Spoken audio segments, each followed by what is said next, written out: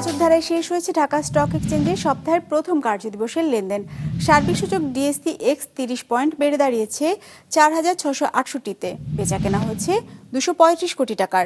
লেনদেনে অংশ নেওয়া প্রতিষ্ঠানগুলোর মধ্যে দর বেড়েছে 203টির, কমেছে 112টির, আর অপরিবর্তিত আছে 87টির দর। এবার বাজার নিয়ে বিশ্লেষণ শুনবো ব্র্যাক ইপিএল স্টক ব্রোকারেজের।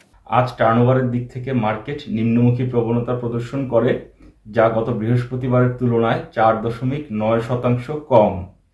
এদিকে অধিকাংশ লার্জ ক্যাপ সেক্টরে আজ পজিটিভ পারফরমেন্স দেখা গিয়েছে, যেখানে সবচেয়ে ভালো পারফর্ম করেছে engineering sector, followed by food and allied এবং টেলিকমিউনিকেশন সেক্টর। আজ টার্নওভারের দিক থেকে সবচেয়ে ভালো পারফর্ম করেছে banking sector, followed by food and allied এবং টেক্সটাইল সেক্টর।